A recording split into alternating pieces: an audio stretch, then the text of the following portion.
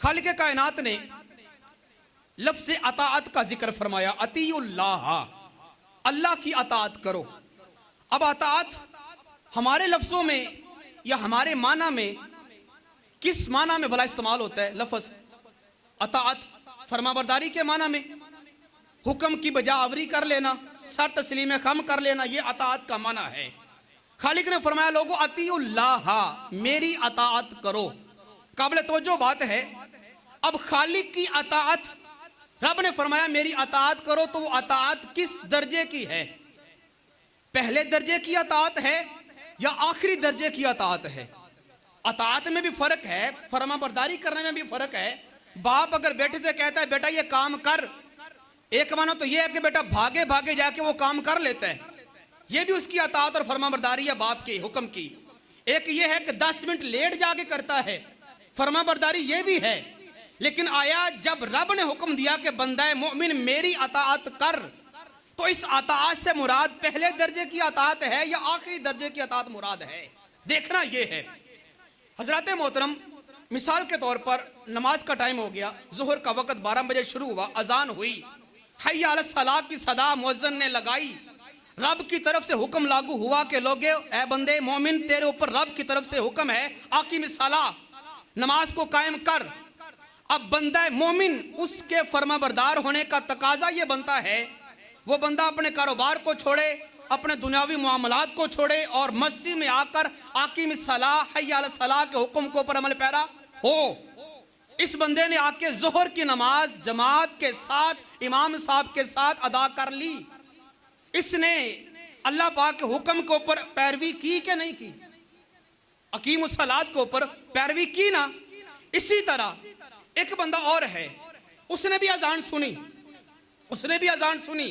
12 बजे उसने जोहर की अजान सुन ली, कारोबार बंद कर रहा है 3 बजे, जोहर की नमाज का वक्त था 2 बजे का, जमात खुसा दी, 3 बजे कारोबार बंद किया, 3:30 बजे वुजू किया, 3:45 बजे आके वो जोहर की नमाज के लिए वुजू कर रहा है।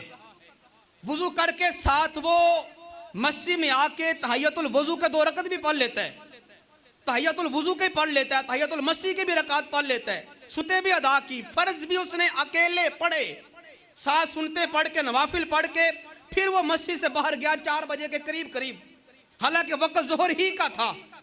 जोहर ही के वक्त में इस बंदे ने आकर जोहर की नमाज पढ़ी। आप मुझे बताएं, इसने रब के हुक्म पे अमल किया कि नहीं किया? रब के हुक्म पे अमल किया कि नहीं किया? कीमुस सलात हुक्म था ना, अताअत करो, तो अताअत पहले ने भी की है, इसने भी की है। उसने की एन उस वक्त जब उसके ऊपर हुक्म लागू हो गया, अजान हुई, वो फौरन बजा आवरी में आ गया। इसने अताअत की, लेकिन अताअत किस वक्त की? आखिरी वक्त में जाके। अब दोनों की अताअत में फर्क है, दोनों की फरमाबरदारी में फर्क है। पहले ने फरमाबरदारी की, अल्लाह पाक के हुक्म को फौरन तस्लीम कर लिया। दूसरे ने भी फरमाबरदारी की, लेकिन दूसरे के मुतालिक रब का कुरान कहता है फवैलुल लिल मुसल्लीन, फवैलुल लिल मुसल्लीन, ऐसे नमाजी के लिए मेरी हलाकत है। पहला नमाजी जिसने एन टाइम पर नमाज जोहर अदा की इमामत के साथ, जमात के साथ, ऐसे बंदे के हक में सरकार ने फरमाया 27 दर्जे दराजात हैं और सवाब है। जिसने बाद में आके नमाज अदा की, लेट कर गया, हालांकि वक्त के अंदर ही पढ़ा, ऐसे के मुतालिक रब फरमाता है फवैलुल लिल मुसल्लीन आई युअखिरून सलाह। सरकार ने फरमाया जो नमाज को ताखीर से पढ़ते हैं, जानबूझ के नमाज को देर से पढ़ते हैं, ऐसे अशखास के लिए फरमाया फवैल, हलाकत है, तबाही है। अब ये कैसे हो सकता है कि एक बंदा नमाज भी पढ़े और उसके ऊपर अल्लाह पाक की हलाकत भी हो, वैल भी हो और अल्लाह पाक की बर्बादी भी हो? ये कुरान का फैसला है। तो कुरान को समझने के लिए भी हमें कुरान का सहारा लेना पड़ेगा, सरकार के फरमान का सहारा लेना पड़ेगा। भाई अताअत, रब्बे ज़ुल जलाल ने फरमाया अताअत करो, अतीउल्लाह, मेरी अताअत करो। इस अताअत से मुराद हर वक्त की अताअत नहीं है कि हुक्म लागू हो गया था 12 बजे, मैं मानता फिरूं 4 बजे जाके, नहीं। इस अताअत से मुराद अव्वल दर्जे की अताअत है। इस अताअत से मुराद अव्वल दर्जे की अतात है। जो ही हुक्म लागू हुआ, ए बंदा मोमिन अकीमुस सलाह या अतिमुस सियाम या अतिमुल हज या अतिमुल अमरा, जिस भी हुक्म का रब्बुल जलाल ने फरमाया कि बंदे रोजा फर्ज हो गया है, तेरे ऊपर नमाज फर्ज हो गई है, तेरे ऊपर ज़कात फर्ज हो गई है, जो ही फर्ज हुआ उस हुक्म को फौरन बजा अवर ले आए और उसको कर गुजरे। ये है अताअत का सही माना। अगर कोई बंदा अताअत को लेट के माना में लेके जाता है, ताखीर के माना में लेके जाता है और समझता है कि पहले और वक्त आखिरी वक्त की अताअत एक ही माना में है, तो ऐसे बंदे के हक में खालिक ने फरमाया फवैलुन, ऐसे अशखास के ऊपर फरमाया मेरी हलाकत बरसती है। तो हज़रात ज़िवकार, अताअत जो है वो अव्वल दर्जे की मुराद है।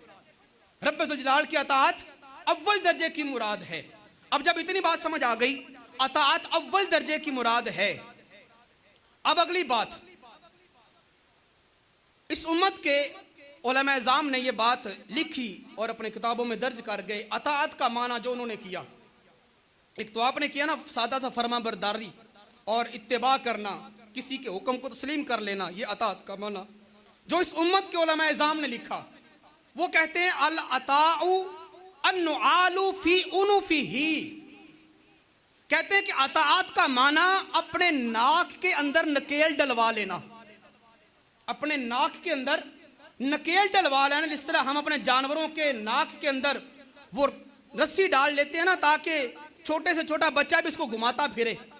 अताअत का माना अपने नाक में रस्सी डलवा लेना, किसकी? अपने खुदा के नाम की, अपने खुदा के हकामात की। मौला मैं तेरा बंदा हूं, मैं तेरा गुलाम हूं, मैं तेरा आबद हूं, मैं अपने आप को तेरे सुपुर्द करता हूं, तू जैसे चाहे मुझे चलाए, तू जैसे चाहे मुझे चलाए। तू कहेगा खड़ा हो जा तो मैं खड़ा हो जाऊंगा, तू कहेगा बैठ जा तो मैं बैठ जाऊंगा, तू कहेगा मस्जिद में आ जा तो मस्जिद में आ जाऊंगा, तू कहेगा भूखा रहा तो भूखा रहना शुरू कर दूंगा, तू कहेगा जाके मुझे मेरे घर के तवाफ और चक्कर काटना शुरू कर दे तो मैं चक्कर काटना शुरू कर दूंगा। कहा कि अताअत का माना अन्नु आलू फी उनुफिही, अपने नाक के अंदर रब्बुल जलाल के अहकामात की रस्सी डलवा लेना है। अब जिसके हाथ में रस्सी आ जाए और जो अपने आप को जो ना बतौर गुलाम के किसी के हाथ में थमा दे, तो उसका फिर आगे से रद्दी अमल क्या होता है? एक जानवर है, घोड़ा है, ऊंट है, उसके नकेल को हम, उसकी रस्सी को किसी बच्चे के हाथ में थमा देना। ऊंट का कद 8 फुट का और उसको 3 फुट का 4 फुट का बच्चा जो है वो भी घुमाए फिरता है। क्यों? कि वो उसके ताबे है, उसकी पैरी में है, उसके जेरे साया है। अब वो कैसा शख्स होगा जो नकेल भी हाथ में, जिस बंदे के नकेल डली हुई है और वो बंदा अपने आप को गुलाम भी कहे और अपने आप को जो ना मातहत भी कहे, फरमाबरदार भी कहे, मुती भी कहे, और फिर अपने आका की तरफ नजर उठा के कहे कि इस आका को तो कुछ पता ही नहीं, मैं तो उसके अहकामात को नहीं मानूंगा। अब बंदे होने का, अबदियत होने का, गुलाम होने का तकाजा ये बनता है, अगर इसने रब के हकामात की रस्सी और रब के हकामात की नकेल अपने नाक में डलवाई है, तो इसके ऊपर जरूरी बनता है कि जो इसका मालिक कहे फौरन उसको कर गुजरे, फौरन इसको कर गुजरे। अब रब्बुल जलाल ने फरमाया कि लोगों, मेरी अताअत का मफहूम यह है कि गोया तुमने अपने गले के अंदर, अपने नाक के अंदर मेरे अहकामात की रस्सी डलवा ली है। अब तुम्हारा उठना, बैठना, चलना, फिरना, सोना, खाना, पीना वो तुम्हारी मर्जी का नहीं, वो मैं रब्बुल जलाल की मर्जी के मुताबिक है। तो अतीउल्लाह का माना ये है, अल्लाह की अताअत करो। अब अल्लाह